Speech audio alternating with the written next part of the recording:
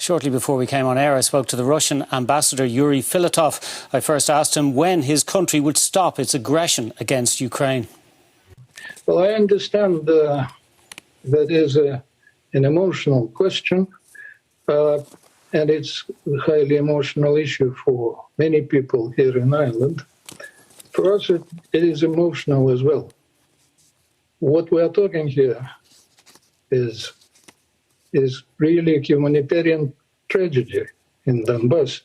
It is a humanitarian tragedy in Ukraine, Ambassador. Amnesty International has documented indiscriminate attacks on civilian areas and strikes on protected objects such as hospitals by your country's army.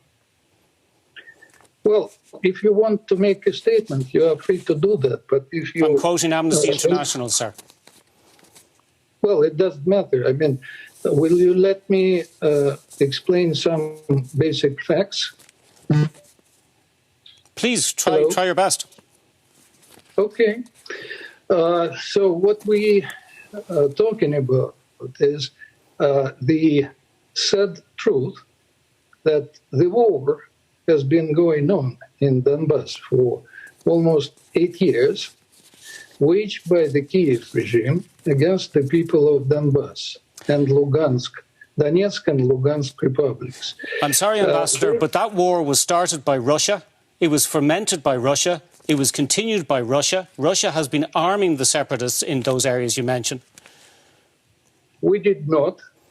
That has been started by the government which came to power in 2014 in February.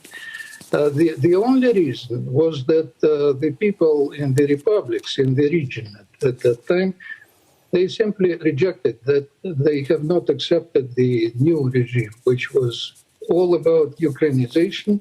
They wanted to keep their language, which is Russian, to speak it, to live their own way of life. And just for that reason, they were victims of the armed operation aimed to suppress them. Ambassador, you are giving us the Russian version of events. Why should our viewers believe the Russian version of events when Russia has been misleading us in recent weeks? I don't think we have been misleading anyone. Well, 10 days ago, sir, 10 days ago, you told Sarah McInerney on primetime that claims of an imminent Russian invasion of Ukraine were ludicrous, that they were an attempt by America to inflate tension. Now, either you did not know what was going on or you were lying, sir. Which was it? No, I did not. You did so say that, sir. I talked about some things as well. It's not our choice. The war, or I mean, the military option is not our choice, and we did not. But, sir, your forces have invaded a sovereign nation. It absolutely was your choice. Well, it was not our preferable choice. If you are a little bit patient, you would listen through what I have to say. We tried all efforts to settle things politically through the Minsk process. They have failed.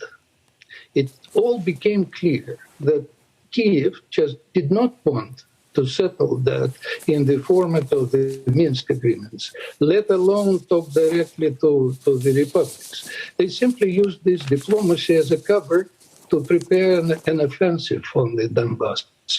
There is no proof of that, sir. There is no proof whatsoever. Are you expecting the world to believe that Kyiv waited until you had nearly 200,000 troops massed on its borders to launch an offensive? It is ludicrous, to use your own word.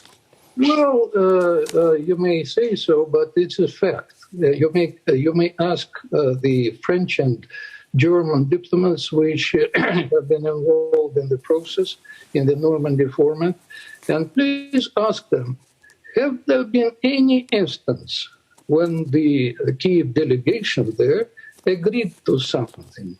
Not a iota, nothing through the 7 years.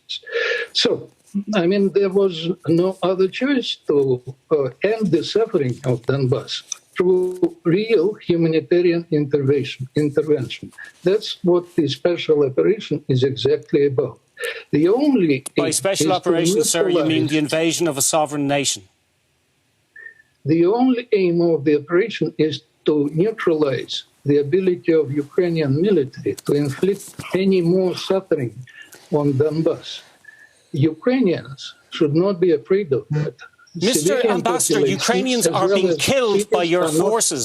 How can they not be afraid? Well, simply because they are not the target of this operation. Nobody will. There are touch documented them. cases, sir, of civilian targets being hit by Russian munitions. I have no such proof, and we are not aimed at that. The government Oh, here yes. has been urged to expel you by Sinn Féin, by Labour, by Fianna Fáil MEP Billy Kelleher. Why should our government entertain your presence here when you are acting as an apologist for slaughter? Well, it's a good question. You might ask that your government. It's up to them. I can leave anytime. Ambassador Yuri Filatov, Ambassador of Russia to Ireland for the moment at least. Thank you for joining us. Thank you.